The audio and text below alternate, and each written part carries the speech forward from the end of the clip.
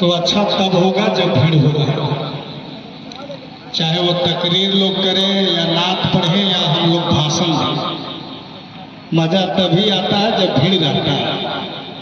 लेकिन मजबूरी, मेरे यहाँ हमारी भतीजी की शादी है, बारात है, इसलिए जाना है, विधायक जी को भी वहाँ जाना है। इसलिए हम लोग आप लोगों से इजाज़त लेने के लिए दो शब्द बोलना चाहा। बाकी जलसा बेहतर होगा क्योंकि आप लोगों ने मेहनत किया है और कम से कम समाज के लोगों को, नौजवानों को इस बात की गारंटी करनी चाहिए कि जब हम जलसा कर रहे हैं तो स्वाभाविक है इसमें दीन की बात होगा, कुरान की बात होगा और हदीस की बात होगा।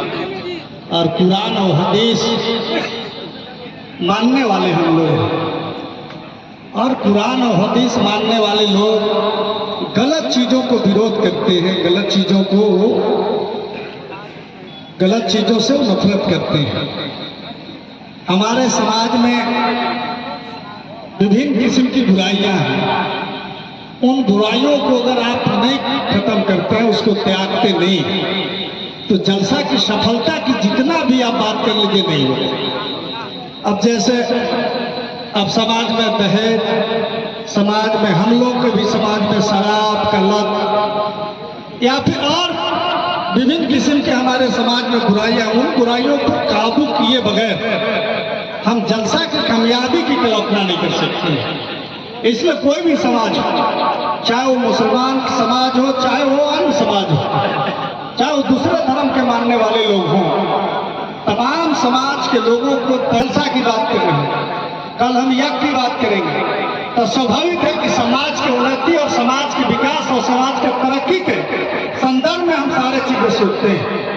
और हम जब जलसा की बात करेंगे तो कुरान और हदीस के संदर्भ में हम चर्चा करेंगे। जब कुरान और हदीस के रोशनी में जब चर्चा करेंगे तो स्वाभाविक है कि हलाल और हराम जो होता है उस पर हमको सोचना पड़ेगा कि हराम क्या है और हलाल क्या है। हलाल चीजों को हमें अपनाना है और हराम चीजों को हमको खत्म करना है, और तभी जाकर के हम और आप आगे बढ़ सकते हैं। और कम से कम हमारे नौजवानों को इस बात को तो गारंटी करना पड़ेगा कि शिक्षा के क्षेत्र में, तालीम के क्षेत्र में आपको आगे बढ़ने बगैर आपको कुछ भी हासिल नहीं कर सकते हैं। चाहे वो बेटा हो, चाहे वो बेटी हो, तमाम लोगों को शिक्षा आपको हासिल करना पड़ेगा। इसके लिए जो भी परेशानियों का सामना आपको करना पड़े, आप परेशानी झेलिए, लेकिन अपने बाल बच्चों को, बेटा और बेटियों को समान रूप से आप शिक्षा दीजिए, उनको तालीम दीजिए, तभी जाकर के आप आगे बढ़ सकते हैं, समाज आगे बढ़ सकते हैं और नया समाज का निर्माण कर सकते हैं।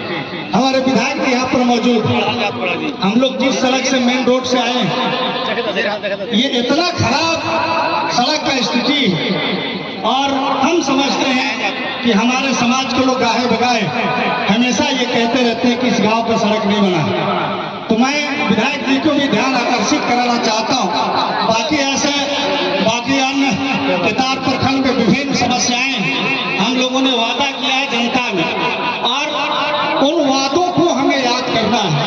हम भी याद कर रहे हैं, विधायक जी भी याद कर रहे हैं, और हम लोग एक एक जो चीज है समाज के बीच में जो जरूरत है उसको हम लोग पूरा करने का काम करेंगे। और माननीय विधायक जी अभी सड़क को भेजे हैं, नहीं भेजे हमें पता नहीं, अगर भेज दिए होंगे तो बहुत अच्छी बात है, अगर नहीं इसको भेजे होंगे तो ये सड़क बहुत अनिवार्य है, क्योंकि बहुत दिन से जब से हम लोग आ रहे हैं ये सड़क को देख रहे हैं, ये दुर्दशा है। और इस बार अगर इस सड़क का दुर्दशा ठीक नहीं हुआ, उनको लगता है कि आने वाले दिनों में भी ठीक नहीं होगा। इन्हीं चंद शब्दों के साथ अपना वक्तव्य समाप्त करता हूँ। अस्सलाम वालेकुम।